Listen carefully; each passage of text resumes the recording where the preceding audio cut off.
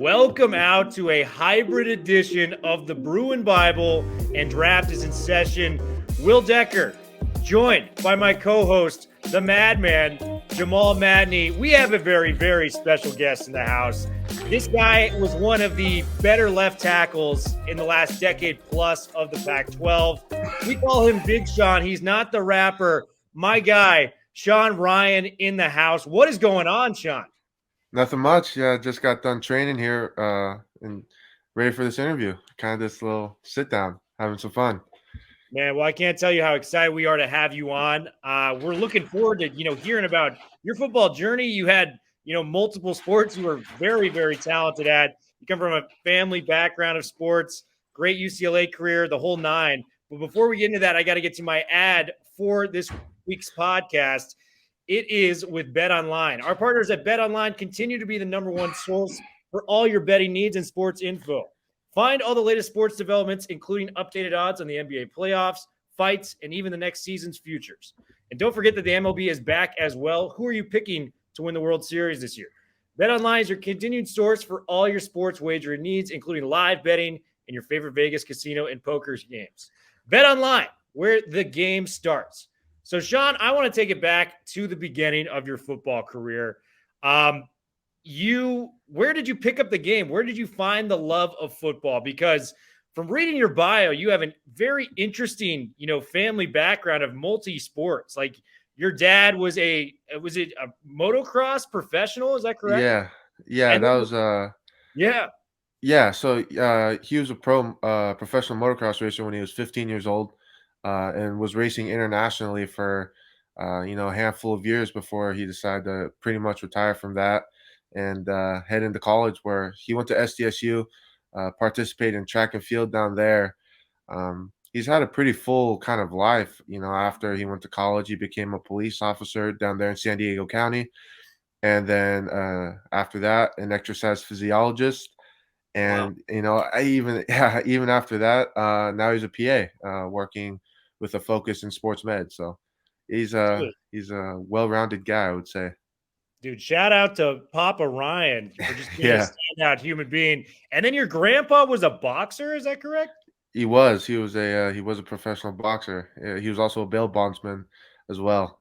Later in his life. So, rough Irish immigrant. My grandpa was, but he got the job done and provided for his family.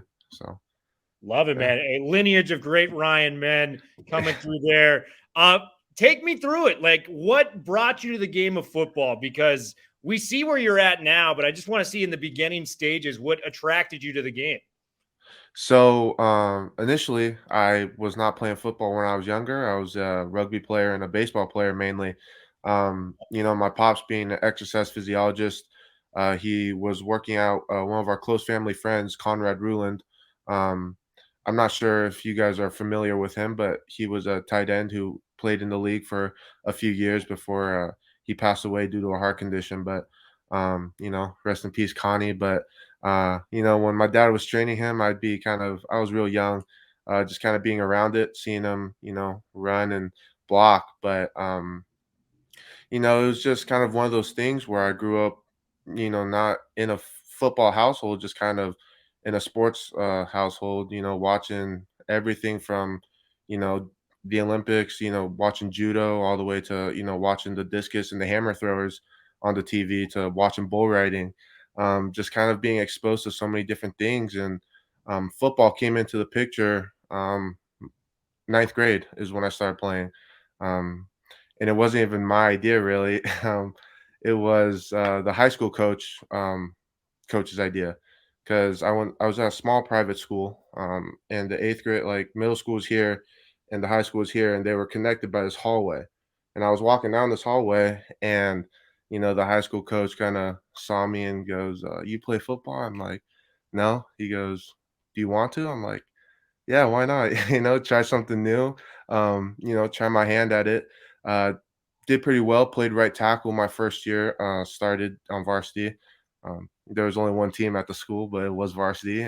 Played against all the other older upperclassmen, and my pop saw some potential in me, and so he thought that I needed a bigger stage, because this high school from 9th to 12th grade, about 130 kids, so really, really small, kind of, I needed a bigger stage, more exposure. So I transferred schools to the high school I graduated from, San Juan Hills, to be a tight end, actually. That's what Connie was.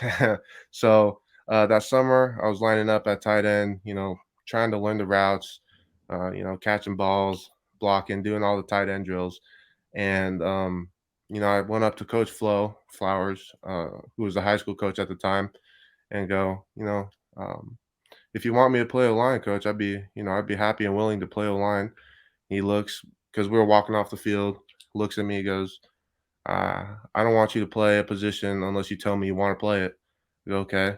Take a few more strides and go, hey, coach, I want to play a line. And then, got right there, started playing O line. Um, that sophomore year, I had to sit out because of the transfer rules in California. Played 4 games and then received my first verbal scholarship from South Carolina. And then kind of the rest is history, I would say. I would say, just that's how it's been.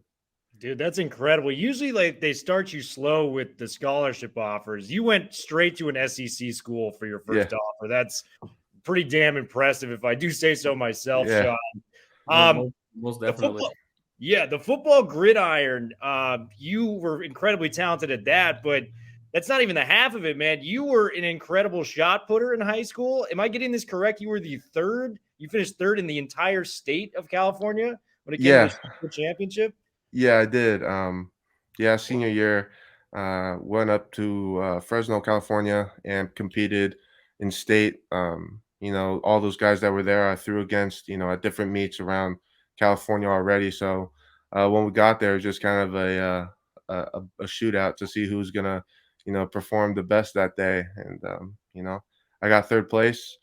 I guess it's better than not placing, but it was fun. It was good fun, definitely. And did your dad get you into like track and field with shot putting because he had his, career with that as well? Yeah, he kind of, yeah, I would say so. I watched Warner Gunther, who is I believe he's Swedish or Polish. I'm not sure. A European shot putter who I believe is, one of the, you know, better athletes that has, lived. Um, and I enjoyed watching him move around. And my pops we started throwing the shot put around a little bit, and then I won my first meet, and then I actually won all 3 years I was throwing shot put. I won league, and I won CIF a couple times as well. So it was good. You say that so casually. I mean, you won the state championship in a lot of those areas, man. It's pretty incredible stuff. So it sounds like you got a lot of scholarship offers, man. You Yeah, had your picking and choosing. I mean, Alabama came calling. Like Nick Saban, is reaching out with the big envelope for you. Notre yeah. Dame offered, SC. You could have really gone to just about any school you would have liked to have gone to. What made it UCLA for you in the end? We are huge UCLA fans, as you could probably tell. So we were going to cheer for you, the second you got on campus. But we're just interested to see what brought you out to Westwood, man. Yeah, UCLA. Coach Kelly was one of the coaches that recruited me. Hank Fraley, before he got picked up by the Vikings, started the recruitment process for UCLA with me, and Coach Fry kind of took it over once Coach Fraley moved to the NFL. And one of the biggest decisions for me going to UCLA was the education. I don't think top education in the country, in the nation, really. I would say in the world as well. So many people want to go there, and being able to go and study and learn there was, huge for me. Just being at the prestigious university. Both my mom and my dad have master degrees, so education is important in the household. Um, but yeah, that was one of the deciding factors for me, as well as Coach Fry and Coach Kelly were kind of no BS guys, telling me how it was and not sugarcoating anything. And I respected that, and I think that's kind of that combination of education and no BS is what drew me to UCLA, and I'm glad I chose that school. No regrets. I'm going to Sean, turn it's it so over to my refreshing to UCLA hear grad. about, it's so refreshing to hear your take on, what went into kind of the overall process, and that it was so holistic. It was, the athletics piece, but the academics and sort of feeding into this family legacy that you have of kind of the, Yeah. the Ryan Renaissance men, it seems, which is Yeah. absolutely incredible. Sean, the offensive line is a very difficult position to make that jump from high school to college. Traditionally prospects will redshirt and then they'll have to sort of fight for roles and starting positions as upperclassmen. You walked in day one, from a tackle position and started over the course of 3 years and never looked back. What do you think made you sort of different in terms of your preparation or mentality to just be ready to kind of make that impact from day one at UCLA? Yeah, my size, I would say, some high school linemen come in a little bit light. I didn't. I came in, I actually put weight on knowing that I was gonna, probably shred some due to the fall camp. So I think I checked off all the physical boxes, and then when I came in, just my mental ability to be able to pick up the playbook and learn the plays, in a rapid manner definitely contributed to my starting role too. Going in, I didn't have, one thing in mind of, I'm gonna go in and start day one. My kind of mentality was I'm gonna go in and I'm gonna be working hard and I'm gonna fight. And then sure enough, uh, you know, a little extra studying after practice of the playbook and a little, grind, a little edge to my play got me that starting position. So that was that's kind of how it worked. So it's just it was great. I was blessed to be able to come in with the size and the ability, and uh, I never look back. That's incredible, John. And this year was such a significant year, I think, for UCLA football, as many of the fans and folks connected to the university. That you guys, in many ways, the 21 team has sort of paved the road for future success and being able to build off of Chip Kelly's system to reach the potential that we all know that it can be. How do you speak to kind of this year and what you guys accomplished, especially given the years past of the 3-9 seasons and the 4-8 seasons and the shortened seasons due to COVID and all the adversity you guys had to go through? What did this year sort of mean to you, and did you have a sense that this was going to be a breakthrough year? Definitely. Those years before were, tough years, I think, for the team just because you're not practicing, 20 plus hours a week to go out there and lose. I mean, you're not out there, grinding, bleeding, throwing up during conditioning, just to have, a dismal season. So I think all those seasons kind of created a fire and kind of lit a fire in the team that you saw this past year with us. I think with the team experiencing losses in, negative seasons, it created a mindset for us that, we don't like, feeling that and we don't want to feel that ever again. So, um, because with teams that win a lot, they don't know what it's like to lose and know, that edge of the game isn't over until it's over, kind of type of deal. So, those seasons leading up to this past season were, I think, um, kind of, I guess, trait builders for us, just so that everyone watches UCLA, everyone watches the whole thing because with UCLA, the game isn't over until it's over, and I think just those previous seasons of, feeling bad, we didn't want that again. So um, we just kind of took it week by week. And after a win, we weren't satisfied. We just kept going for it. We just kind of took it week by week, little by little, and, you know, just kept going. So, That's incredible. And so, Sean, Will, before I throw it back to you, for some rapid fire and some NFL draft things, Sean, we're gonna throw a couple of names, a couple of your teammates, and you tell us what it was like to kind of play with those guys, and maybe some stories from behind the scenes that the average fan wouldn't be aware of. So, why don't we start with Dorian Thompson Robinson? yeah, DTR smiles. He's a super high energy guy. No matter, the day, what the day, entailed, if it was just a run or a pool day, he was coming, smiling, big old white pearly teeth, just always, out and ready to go. He's a performer, and I love him. He's that was my quarterback. Um, I guess smiles just kind of came around last year.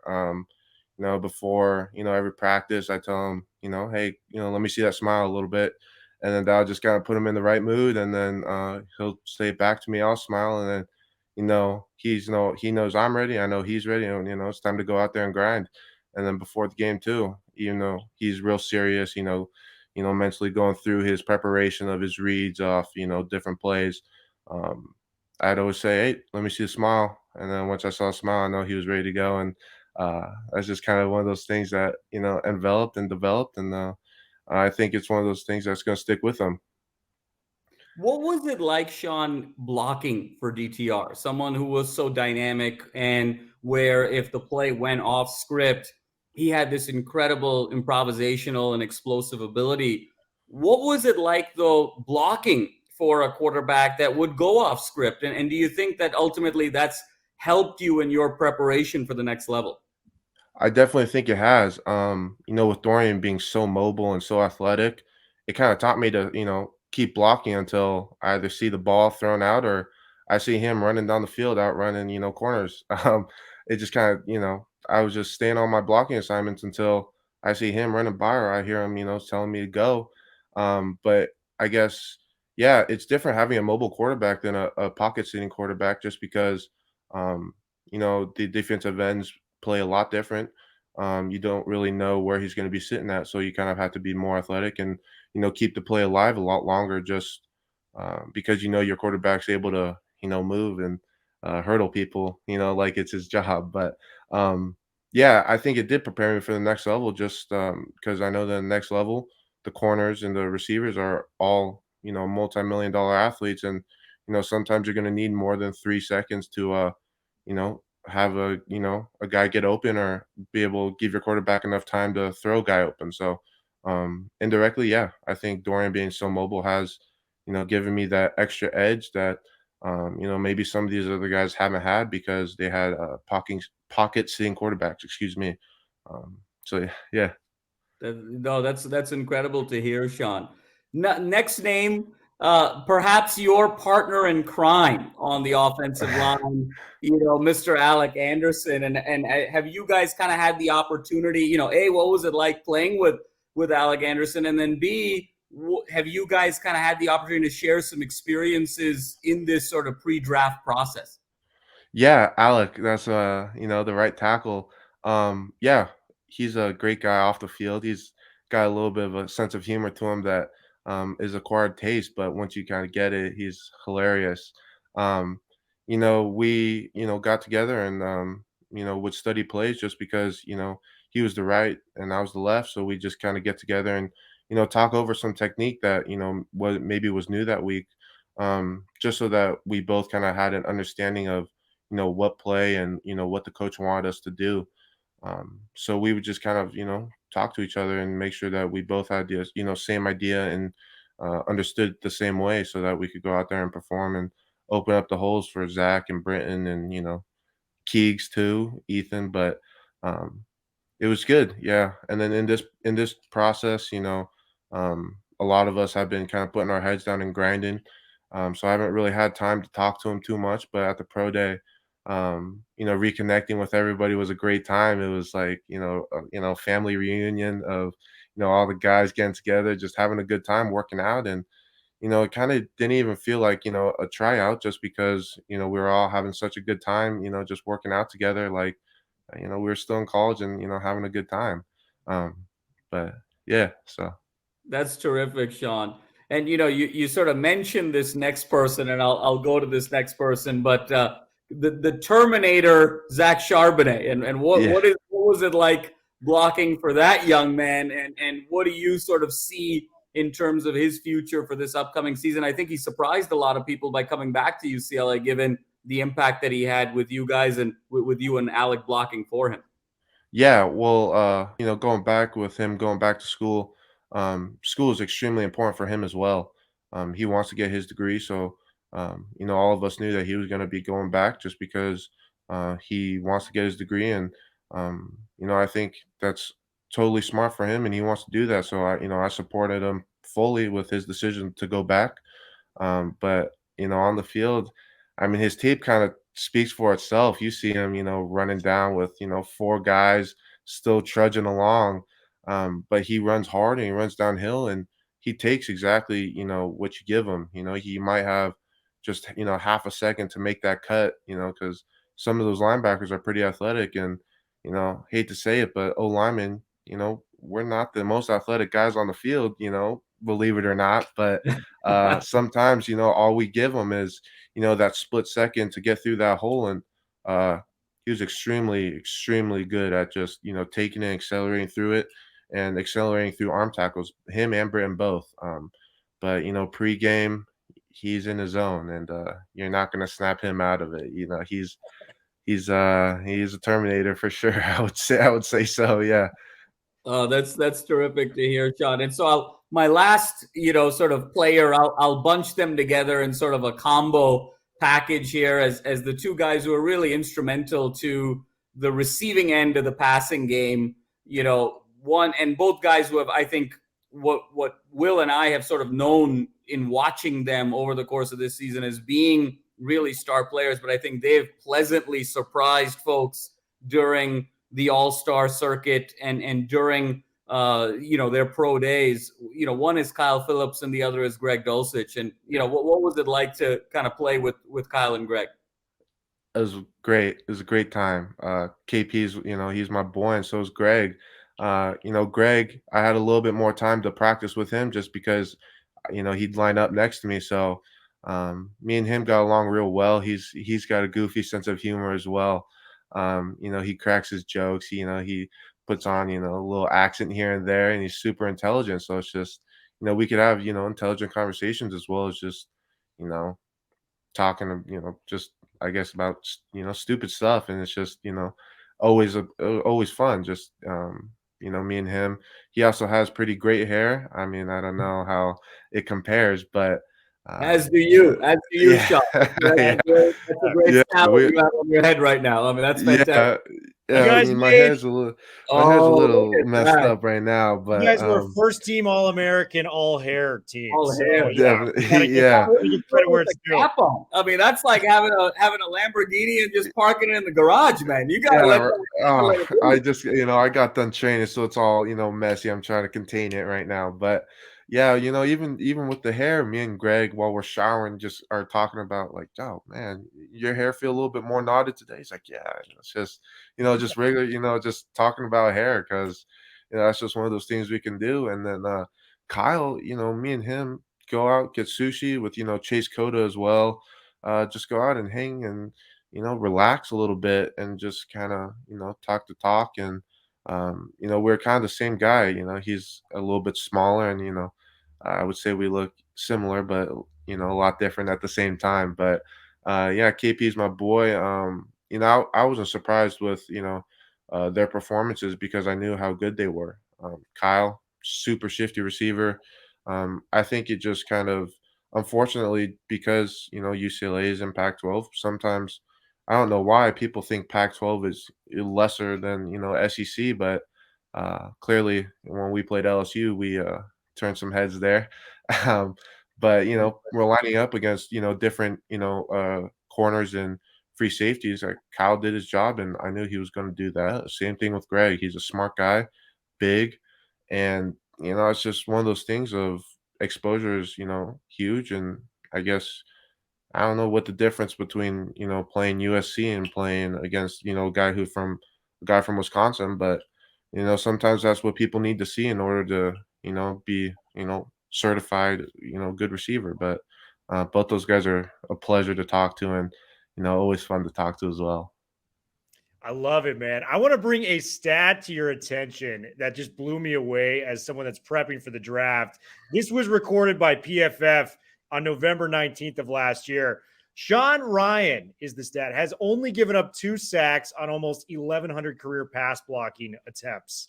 Did you know that at all? Like, were you keeping in track, like, how many sacks you've allowed? Because, dude, that is freaking incredible. You are going against every team's best defensive end week in and week out. I just got to give you mad props for that, dude, because Thank you. that is Yeah, like thank you. impressive resume, man. Thank you. Yeah, I mean, I didn't want to give up any sacks. It's just kind of, I don't like to lose.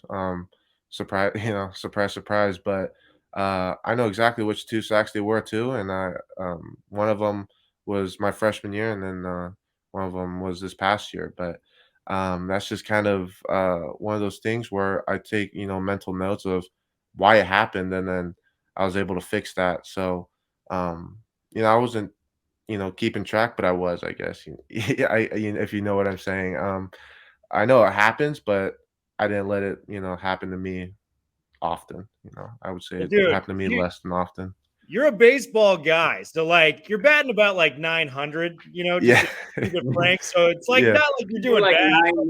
9999999. Yeah. Yeah, Yeah. literally, man. You are doing great. Always strive for perfection, no doubt. But I got to pat you on the back, man. That's a very impressive stat. Thank you. I think of you as a left tackle at the next level because I've seen it. You've stepped on campus day one and were dominant, to say the least, at the Yeah. left tackle position. I know a lot of teams are, thinking about maybe making you a guard. Is there a preference you have at the next level, or is there just a position that you may be fluid with it? You could like play any position on the line if it came down to it. Yeah, I could play any position on the line. I just want to be able to go out there and help the team win as many games as possible, and potentially be not potentially will be playing in February in the Super Bowl. There That's we just kind of been my mindset. I could play left tackle, left guard, right tackle, center, any of it. I understand why people think, because my arms aren't 34 inches long. Um, Personally, I don't think, arm length has anything to do with my ability to keep the quarterback upright, as I have, demonstrated these past 3 years. But sometimes that's what coaches like. But personally, I think arm length doesn't really have anything to do with it. It comes down to your grit and your ability, and I think I have, both of those. So, uh, yeah, I mean that's just me though. I'll play wherever Great. though. You have both. Yeah, preaching to the choir. Yeah. yeah. Dude, I mean, But we could care less about the measurables. We have enough tape for 3 years worth to prove that you can play whatever position you want on the yeah, line moving forward. Sean, this is very interesting to us. We're obviously players that can never declare for the draft, go through the process, things like that. I'm wondering what's it been like for you? Where are you training? What's been some of the easier things to do during the draft process? What has been some of the harder things to kind of adjust for? Obviously, you're going to the combine, different things like that. Sean, kind of give us the whole 360 view of what it's like to be a draft prospect. yeah. So when I declared, one of the first things you kind of want to do is sign with an agent or an agency. My agency, Steinberg Sports and Entertainment, have been huge, huge in this process. My boys Mirza, Cam Foster and Chris Cabot have all been helping me out tremendously. Just putting me in the right area in order to be able to perform, at the combine or pro day, as well as giving me tips and tricks, kind of, with interviews. They kind of told me that I didn't really need too many because I interview well. So, but for other guys, coming in who may not have had the chance or experience to interview, they offer classes to just get you ready. But yeah, you just want to sign with an agency. I ended up training in Carlsbad at Exos with Coach Holmes. That's my guy too. So yeah, when you declare, depending, you have the option to withdraw from school, so not necessarily drop out, but you withdraw. So all of my credits and my major and everything is still at UCLA. It's kind of just put on pause until I decide to go back and get my major. Um, so you can withdraw, and then you kind of you sign your little piece of paper that says, I'm declaring for the 2022 draft, and then you kind of have to move and kind of start training from the get-go. Personally, I don't really have like off season. I kind of train year round just because I like to train, and that's just kind of part of my life. But so you train. I went down to Exos in Carlsbad. And the thing about that place is kind of right across, literally right across the street is like a residence inn, so they have a bunch of flats. Oh, So I moved in there. Oh, nice. So it was a 2-minute walk, and then you just kind of start training for the combine or the pro day. Um, and each kind of facility is different. They each have their different programs and their techniques. But while I was at Exos in Carlsbad, um, we would train twice a day. Wednesdays were only running in the morning, and then in the evening was a regen.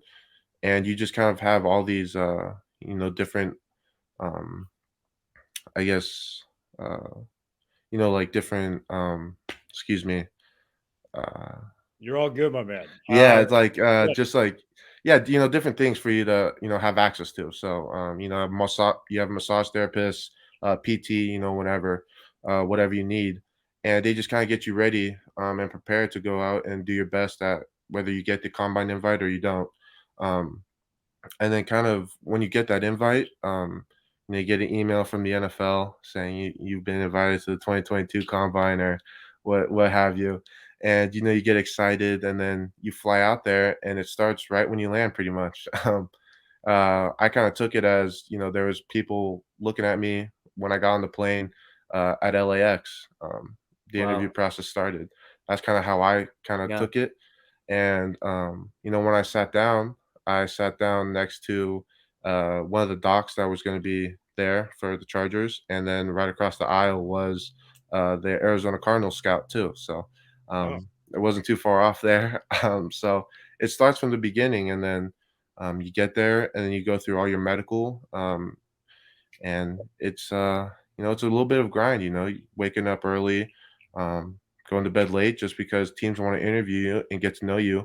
And then on the last day, after you kind of been through the ringer a little bit, you get to go out there and perform at the highest level that you ever performed at, and experience it, and it was great. But that's just kind of how the process has been for me so far. Um, what I've noticed has been easier is, since I don't have school, it's been easier for me to find extra time for me to regen and kind of stretch and keep my body healthy, and kind of focus more on the task at hand, which is yeah, 110% on football now. You know what I mean? exactly, You're going yeah. pro in football now. It's cool Right, seeing. exactly. So, that's been a little bit easier because UCLA definitely had to study, and but without that now, it's a lot easier to be able to focus on football 100%. So Yeah, my guy to my right will be able to tell you exactly about that. He's a UCLA alumnus, graduated there. Sean, you don't have to share this if you're not comfortable sharing it. You mentioned you met with the Chargers, physician on the plane. What teams have you been able to meet with throughout the process, if you don't mind us asking? I've met with almost every single team, actually. Wow. Oh, Yeah, I have not spoken to the New York Jets, the Steelers, um, and then let's see here. There's one more team that I haven't spoken with, like face to face or over the phone, or at the combine. But I pretty much met with almost, I guess, 29 teams, 28 teams. So Wow. um, pretty much almost all of them, yeah. And it's been great. Super super blessed that they want to be able to interview me and get to know me. Hopefully, I'm making that my name on their board go up higher each time I talk to them, and I think I have been doing that. So man, well, I can assure you from our conversation that you have been moving up those draft boards, my man. We're going to kind of take it to just a fun, lighthearted way to end this whole thing. We do a fun speed round where we just kind of ask you personal, fun questions to kind of show more of your personality. It is the okay. Bet Online speed round questions. Are you ready, my man? What kind of questions are we, like, going, like, sports, or I guess we'll find out. That's the We're bomb, going for Sean. it. We're going Yeah, for it. man. Alright. They're not difficult at all. They'll be just like easy, fun ones. Alright. Well, who is Sean Rhyan's favorite musical artist? Man, man, right now, I was listening to the Beatles, when I was working out. So, Nice. I have a huge variety of music. I even have a little bit of opera on my phone, but, right now, I'll say the Beatles. Man, my dad would love you. He's a big opera guy. So you guys Yeah. can definitely bond over that. Favorite food for Mr. Sean Rhyan? Fried chicken sandwiches. Oh, dude. Yeah, Very nice. say less, man. I was Yeah.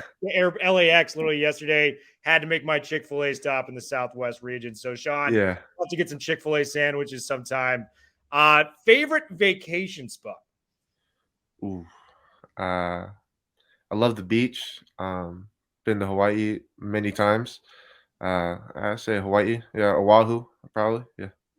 I'm actually leaving tomorrow. I'm going out to Maui for Okay. All right. it's my first time in Hawaii. I swear to God.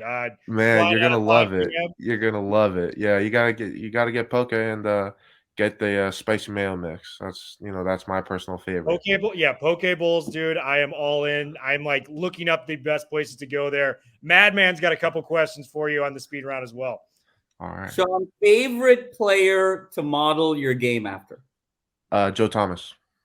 Ah, that's a good one. Yeah. I I like like- that. Yeah. And then last one, Sean, your favorite UCLA memory. Favorite UCLA memory. There's been quite a bit.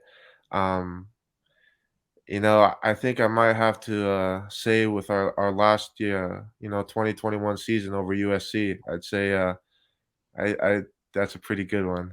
That's the most recent one, and I think that's a exclamation point, kind of. So No Great doubt. way to finish. Yeah. 62 points hung up in the Coliseum. You can't beat that. Yeah. Sean, from the Madman and myself, we just want to thank you so much for coming on, dude. This was an absolute blast, and LA Football Network is going to be rooting for you wherever you go, my man. Thank you very much. Thank you guys for having me.